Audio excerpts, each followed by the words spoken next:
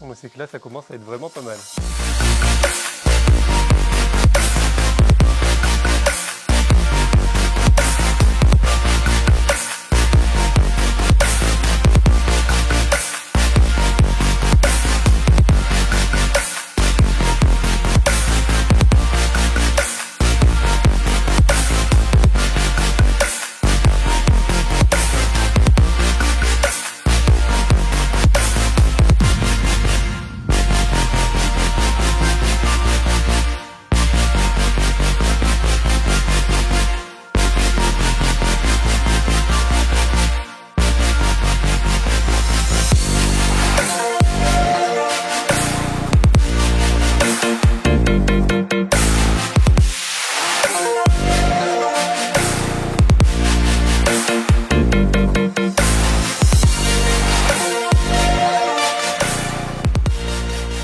Bonjour à tous, j'espère que vous allez bien. Moi c'est Manu, je me lance dans la réalisation de ma première vidéo YouTube. Cette vidéo va parler de l'aménagement d'un combi Volkswagen T2. Ce combi date de 1975, il a un aménagement Devon. L'aménagement Devon, c'est ce qui le rend en quelque sorte habitable. Ça ressemble à l'aménagement Westphalia dont on parle beaucoup sur l'aménagement de combi, mais ça reste quand même un peu différent. Nous avons décidé de nommer ce combi Bumblebee. Quand je dis nous, je parle de moi et de Marion qui m'accompagne dans la réalisation de ce projet un petit peu fou. Pourquoi Bumblebee? Pour ceux qui ne le savent pas, Bumblebee ça veut dire bourdon et on trouvait que Bumblebee le combi ça sonnait plutôt pas mal. Après on trouve que notre combi est bien un peu pâteau comme un bourdon, fait bien un gros bruit de bourdon et on souhaite en plus le peindre en jaune sur la partie basse et donc un peu ce jaune qui fait penser aux rayures du bourdon. Après une question qu'on s'est nous-mêmes posée, c'est pourquoi réaliser une telle vidéo? En fait, c'est pour partager tout simplement ce projet. Peut-être motiver certains d'entre vous qui regardent cette vidéo et qui se posent des questions sur est-ce qu'on y va, est-ce qu'on n'y va pas, à se lancer ou pas d'ailleurs, parce que c'est un projet quand même d'envergure assez importante qui demande de l'investissement aussi bien financier, malgré tout un peu, même si on fait tout nous-mêmes, qu'un investissement personnel de temps. On va aussi pouvoir présenter dans le cadre de cette vidéo les diverses étapes du projet, les divers pièges dans lesquels on a pu tomber, les problèmes qu'on a rencontrés et vous présenter les solutions que nous on a apportées. De plus, le fait de publier cette vidéo va nous demander de faire quelque chose quand même d'un petit peu joli pour que ça plaise au maximum de monde et donc ça nous permettra d'avoir aussi de jolis souvenirs. Et on compte pas s'arrêter à une vidéo, on espère vous faire d'autres vidéos sur toute l'avancée des travaux.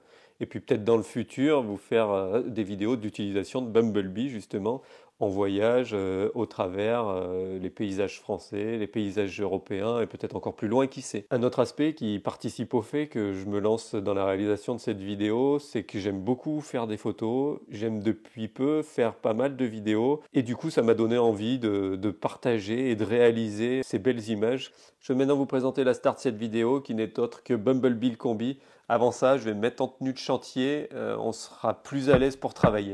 Allez, vous me suivez ?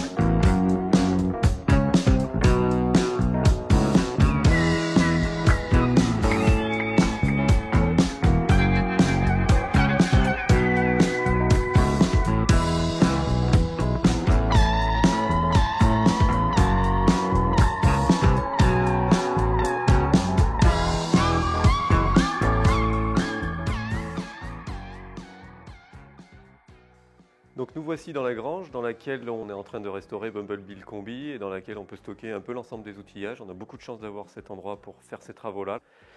Et je vais vous montrer maintenant Bumblebee en cours de travaux.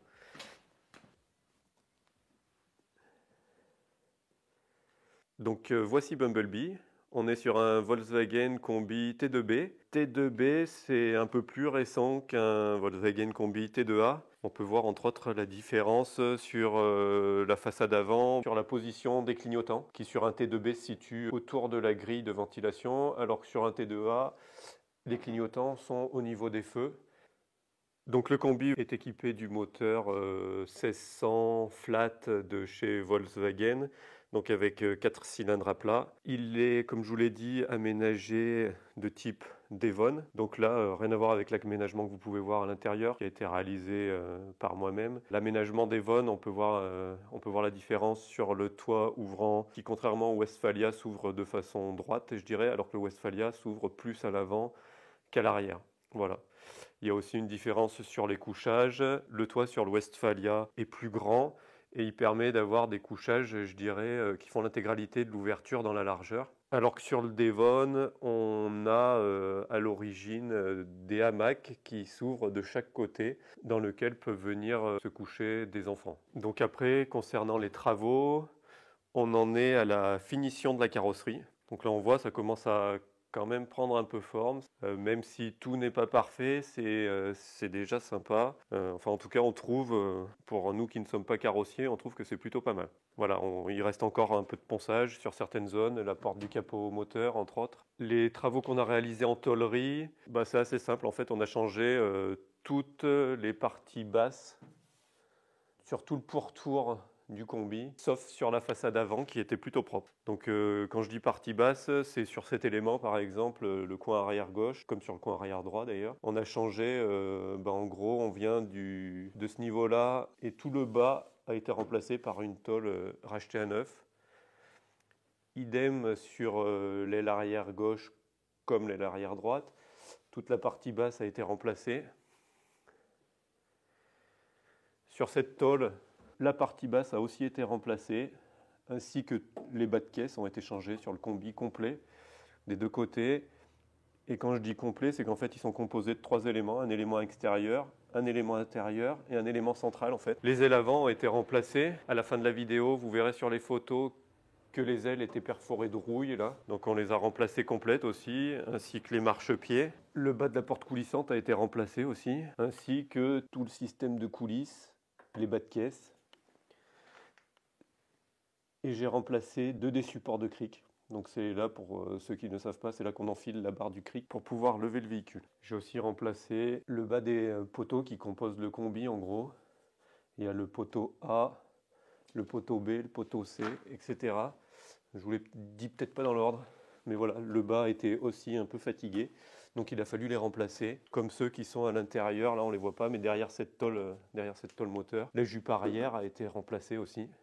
Donc pour l'aménagement intérieur, comme je vous l'ai dit, on partait d'un combi qui était équipé Devon, que j'ai complètement modifié. D'une part parce que les meubles étaient assez fatigués, d'autre part parce que j'ai voulu ajouter pas mal de rangements et pas mal de fonctionnalités, donc j'ai préféré tout recréer.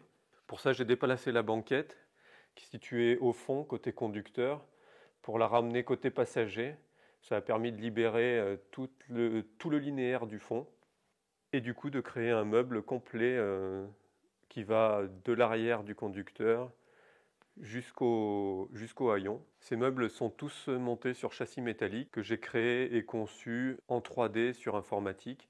Et sur ces châssis métalliques, j'ai installé des planches médium de 1 cm d'épais qui sont vissées. Pourquoi le médium? Parce que selon moi, il est plus léger et moins soumis aux variations de forme en fonction des variations de température et d'humidité qui peuvent être importants dans un véhicule comme un combi.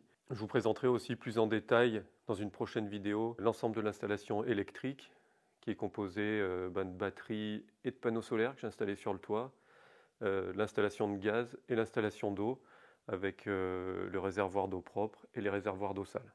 Donc les prochaines étapes, finir la préparation peinture extérieure. Donc en continuant de poncer, on a pas mal de ponçage encore à réaliser sur l'ensemble du pourtour du combi. On a aussi tout le toit qu'il faudra poncer. Et par la suite, ce sera une phase de démontage complète des meubles intérieurs pour faire la préparation peinture de l'intérieur du combi. Je vais maintenant vous passer quelques petites vidéos que j'ai tournées cet hiver lors du masticage et du ponçage du combi. Alors vous verrez, des espèces de tentures avaient été installées sur le bord du combi. C'était que je chauffais ce volume d'air pour permettre d'avoir des températures acceptables pour la pose du mastic. J'utilise du Presto depuis peu, qui est plutôt pas mal appliqué, qui n'est pas génial à poncer. Avant, nous utilisions le Saint-Ofer Universel Pro, qui est quand même un peu plus intéressant pour le ponçage. Je m'explique, celui-ci, quand on ponce à la ponceuse excentrique, il a tendance à faire une espèce de couche un peu plastique. Je ne sais pas si c'est que ça le chauffe ou quoi, faire une couche de plastique qui vient se fixer sur les disques. Et du coup, ça empêche les disques après de poncer, donc on use des disques à foison avec celui-ci. Par contre, en qualité d'application, il est vraiment sympa à faire, il donne un rendu lisse, on se rend bien compte de là où on l'a installé. Pour la préparation du mastic, c'est pas compliqué, j'utilise des spatules plutôt de carrossier et après des spatules plutôt de plâtrier peintre, parce que vu que les zones à mastiquer sont vraiment grandes, je suis parti sur ces spatules-là. Pour la préparation du mastic, c'est un mastic bicomposant. Donc il faut d'abord prendre, je dirais, le composant principal qui est le mastic, qui n'a pas son durcisseur. Et ensuite on prend le durcisseur, donc le mélange doit être en gros de 2 à 3%.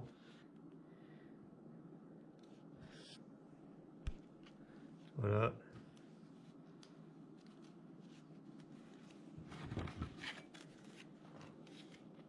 Il faut ensuite procéder à un bon mélange des deux composants pour s'assurer que le mastic durcisse bien.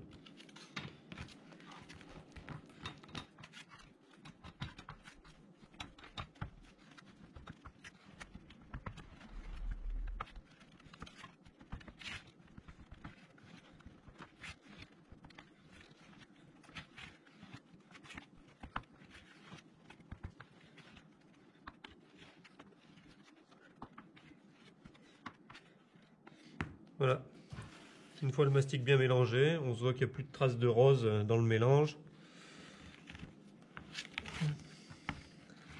Le mélange semble bien homogène.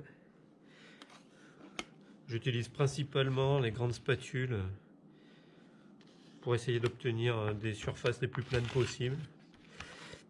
Et c'est parti pour l'application directement sur le combi. On va commencer par la partie avant, plutôt avant gauche. La température là sous la tente est environ de 15-16 degrés. J'ai réalisé des petits cercles tout à l'heure au toucher pour déterminer un peu les zones de creux ou de bosse. Donc là c'est plutôt des zones de creux où je vais appliquer du mastic. Pour l'application, j'ai plus à mon avis un geste de plâtrier qui est un domaine que je maîtrise un peu plus qu'un geste de carrossier. Voilà, donc une application de mastic.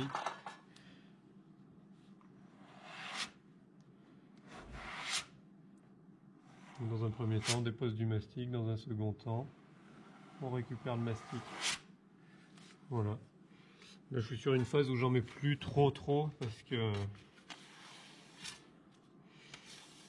que les défauts commencent quand même à devenir assez faibles. Voilà.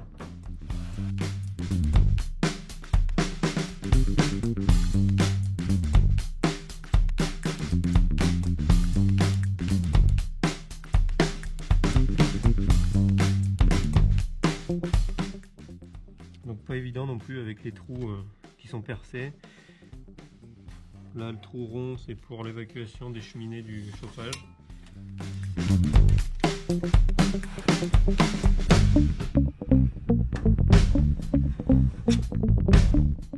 Les trous rectangulaires sont pour les ventilations de l'arrière du frigo.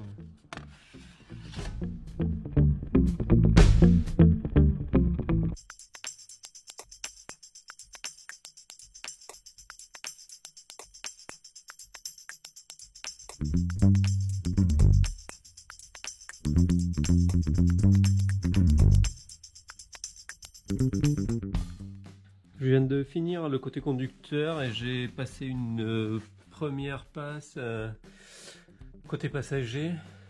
Donc on voit le résultat sur le mastic qui est brillant. Donc c'est assez agréable à passer en fait, il se lisse plutôt bien. Seul problème c'est vraiment au ponçage où ça fait cette espèce de couche comme si on ponçait sur du plastique. Et du coup ça met une couche de cette espèce de plastique sur le disque à poncer. Ce qui est embêtant parce que du coup le disque est très vite usé. Voilà, donc on voit bien la partie qui a été mastiquée, et là pour le moment c'est encore à mastiquer. Donc je vais passer une couche là, une couche sur le bas de la porte que j'ai reprise du coup en tôlerie.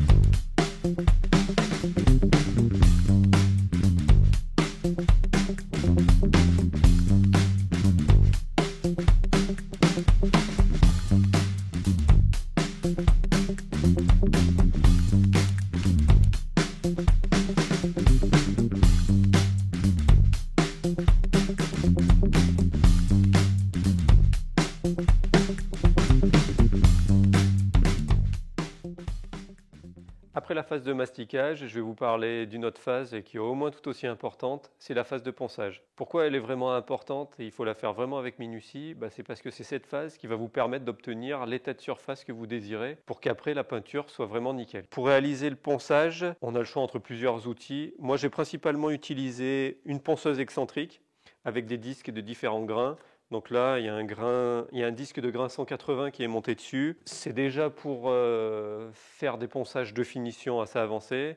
Sinon, en règle générale, j'utilisais des grains 80 pour poncer directement après avoir mastiqué. Un autre outil qui est hyper utile, c'est les outils multifonctions. Il y en a de plus en plus. Là, il est équipé d'une tête à poncer Delta qui est vraiment très pratique pour aller poncer dans des coins difficilement accessibles. Il existe des ponceuses avec des têtes Delta qui sont sans doute aussi très bien, mais je sais que l'outil multifonction m'a beaucoup servi sur plein d'autres petits travaux que j'ai eu à faire et sur le combi et en dehors des travaux du combi. C'est vraiment un outil que je conseille, il est utile sur plein de choses. Et après, quand on peut plus poncer avec les machines, la solution c'est de poncer à la main. Donc du papier de verre, pareil, avec un panel de grains assez important, par du grain 80 et qui monte à des grains 180, voire 240, voire 320, etc. Plus on monte haut, plus ça permettra d'avoir un état de finition vraiment propre. Après, ce papier de verre, on peut l'utiliser ou à la main, ça peut être utile sur des surfaces courbes par exemple, d'aller dans des angles dans lesquels on ne pourrait pas aller avec un outil. Et après, on peut l'utiliser avec des cales, donc différents types de cales. Il y a des cales vendues dans le commerce, ou après on peut se fabriquer nos propres cales. Là par exemple, j'ai une cale en bois, j'ai monté mon papier de verre grain 80 sur un petit morceau de chevron d'une quarantaine de centimètres, et ça permet de poncer sur une largeur un peu plus importante, et du coup d'effacer d'éventuelles vagues qui pourrait y avoir au niveau du mastic. Voilà, donc ça c'est vraiment très bien aussi pour finir et avoir un état de surface au maximum bien plein. Je vais maintenant poncer tout le côté conducteur avec la ponceuse excentrique, avec le papier de verre grain 180 pour arriver à un niveau de finition encore au-delà de ce qu'il est tout de suite. Et ce que je ne saurais trop vous conseiller pour réaliser ce ponçage, c'est d'utiliser des équipements de protection. Donc principalement le masque pour éviter de respirer de la poussière, les lunettes de protection bien sûr pour vos yeux, et pour vos oreilles, l'utilisation d'un casque ou de boules qui est. J'utilise pas de gants pour la phase ponçage parce qu'en fait les mains sont très importantes pour vérifier l'état de surface. Pour contrôler l'état de surface de la carrosserie, plusieurs solutions. Déjà un contrôle visuel qui permet de voir à l'œil nu les défauts qu'on peut apercevoir. Alors souvent c'est pas suffisant de le regarder comme ça, utiliser par exemple un projecteur et créer une lumière vraiment rasante permet de voir les défauts qu'on aurait pu laisser clairement. Donc là on voit qu'il y a encore plusieurs traces de ponçage à enlever. Donc un autre contrôle qui est hyper important, c'est le contrôle tactile. En effleurant comme ça la carrosserie avec les mains, on se rend tout de suite compte des éventuelles vagues qu'elle pourrait faire, des creux ou des bosses qu'il pourrait y avoir. Et c'est vraiment très important de toucher la carrosserie comme ça et de voir si on a atteint le niveau de finition qu'on attendait. Donc là, elle est relativement plate et pour enlever les traces de ponçage qui sont encore présentes, je vais utiliser la ponceuse excentrique avec un disque de grain 180. Allez, on s'équipe et on passe au ponçage. Donc là, je vais faire un ponçage assez général, assez global, sans insister avec la ponceuse. Ceci afin de poncer l'ensemble de la surface de façon homogène pour simplement enlever partout la même couche de mastic afin de ne pas créer de nouveaux creux ou bosses. Allez, c'est parti.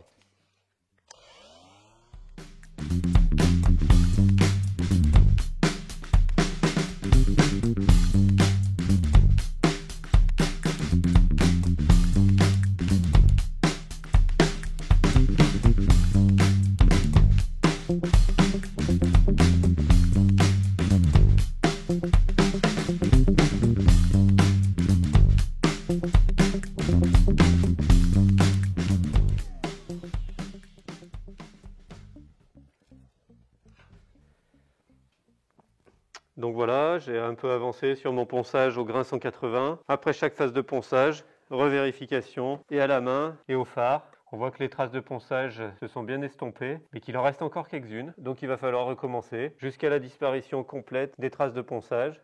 Là, je vois qu'il y a peut-être un trait qui est un peu plus profond, donc il va peut-être falloir que je remette une très légère couche de mastic. À voir. Après, en peinture, je vais utiliser une sous-couche qui s'appelle un après-garnissant. Garnissant parce qu'en fait, il a la capacité de garnir d'éventuelles micro-rayures qui pourraient rester sur la surface à peindre. Le problème, c'est que je ne sais pas le niveau de rayures que ça s'est rebouché ou pas. Donc, j'essaie de faire au mieux pour effacer l'intégralité des micro-rayures de ponçage qui peut rester. Si j'en ai oublié une ou deux, j'espère que l'après-garnissant me corrigera ces éventuelles erreurs. Je pense que vous savez maintenant tout sur le ponçage. Après la phase de la tôlerie, la phase de débosselage de ces tôles, on entre dans la phase dans laquelle on est actuellement, c'est-à-dire une alternance entre pose de mastic et ponçage. Vous verrez qu'il est beaucoup plus compliqué de poncer des surfaces qui ont été mastiquées de façon plus globale, comme les panneaux arrière du combi, que des surfaces qui ont été mastiquées de façon plus ponctuelle, comme ça a été le cas ici pour corriger un tout petit défaut qu'il y avait. Pourquoi c'est plus simple de poncer quand on est dans ce cas de figure-là ? Parce qu'on a toujours la tôle qui peut servir de zone de référence, qui est accessible avec la ponceuse, tout en ponçant notre partie mastiquée. Et ça nous permet d'obtenir un état de surface qui est comparable à l'état de surface d'origine. Alors qu'ici, ce n'est pas le cas. En effet, vu que tout est plus ou moins mastiqué, on ponce toujours sur du mastic. Et le risque quand on fait ça, je vais vous faire un petit bout de schéma. Si vous avez la tôle de votre combi, admettons qu'elle était bosselée, vous êtes venu poser une première couche de mastic dessus. Admettons que malheureusement, vous avez fait une vague. Voilà votre première couche de mastic. Vous voyez tout de suite, ou à la lumière, ou au toucher, que vous avez fait un creux. Donc vous allez revenir avec vos spatules, essayer de boucher ce creux. Pour boucher ce creux, il y a de grandes chances que vous créez une bosse. Donc là, vous avez mis votre deuxième couche de mastic. Vous allez ensuite passer sur l'alternance de ponçage. Pour poncer, là où ça va devenir très compliqué, c'est que dans l'idéal, il ne faudrait pas dépasser les limites de la bosse que vous avez créée pour juste l'aligner avec les surfaces d'à côté. En effet, vu que tout est mastiqué, si vous dépassez de la surface que vous venez de mastiquer à l'instant, vous allez enlever la même quantité de mastic sur toute la surface que vous allez poncer. Et donc la bosse que vous avez essayé d'effacer, en fait sera toujours là. Donc il faut veiller à bien poncer pile à l'endroit où vous avez mastiqué. Ça a à faire avec beaucoup de minutie, ça demande beaucoup de patience et l'utilisation des cales en bois assez grandes vous permet vraiment de solutionner ce genre de problème. Donc voilà en ce qui concerne les travaux de masticage et de ponçage de la carrosserie. Il nous reste encore pas mal de boulot de ponçage pour mettre les choses bien propres et descendre dans des grains beaucoup plus fins pour que la carrosserie soit vraiment hyper lisse et qu'il n'y ait plus de traces de ponçage ou de traces de bulles d'air à l'intérieur du mastic. Les prochaines étapes, comme je vous le disais, ce sera le démontage des meubles intérieurs, le démontage du tableau de bord pour attaquer la finition intérieure du combi afin de pouvoir après réaliser la mise en peinture sur laquelle je ferai ma prochaine vidéo. On va maintenant retourner à la maison, je vais vous donner encore 2-3 infos et on va terminer cette vidéo. Et nous en voilà dans le salon. Je voulais encore vous dire quelques mots sur la restauration du combi concernant entre autres les compétences en bricolage. Même si rien n'est insurmontable, il faut quand même être assez doué de ses mains pour se lancer dans une telle aventure. Après, vous pouvez trouver beaucoup d'informations sur pas mal de sites internet, bien sûr.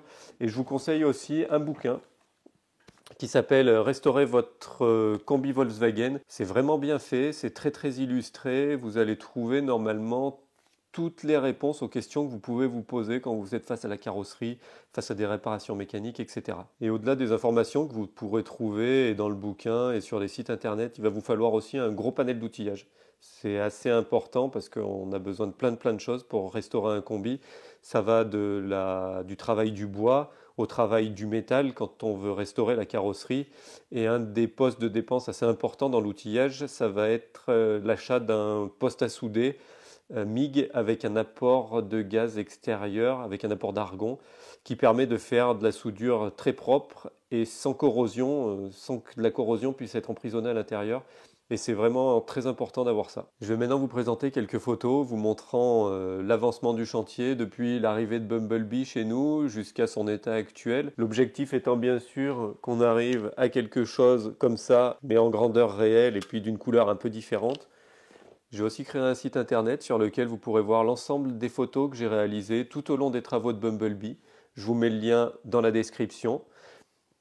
Je vous mets aussi un lien qui vous mènera vers un site internet que j'ai réalisé en 2015 lors de notre voyage en Nouvelle-Zélande que nous avons fait avec Marion. Et nous avons fait ce voyage à bord d'un van aménagé. Et c'est depuis que ça nous a donné envie de découvrir un peu le monde au volant d'un van. Donc on va d'abord se contenter de la France, puis peut-être de l'Europe. Et pour le van, ça nous est paru évident de le faire au volant d'un combi et puis d'un combi T2 parce qu'on adore ce type de van. Voilà. Je vais maintenant vous faire défiler les quelques photos dont je vous ai parlé. La prochaine étape sur la chaîne YouTube sera la sortie de la vidéo de la mise en peinture de Bumblebee. La carrosserie sera prête à être peinte, la grange aura été aménagée et nettoyer pour permettre cette peinture dans les meilleures conditions. Si vous voulez être prévenu lors de la sortie de cette vidéo, abonnez-vous à la chaîne et activez la petite cloche. Puis si cette vidéo vous a plu, n'hésitez pas à mettre un petit pouce bleu et n'hésitez pas à commenter, à poser vos questions, je me ferai un plaisir d'y répondre. Au plaisir de vous revoir dans une future vidéo. À très bientôt, bye bye.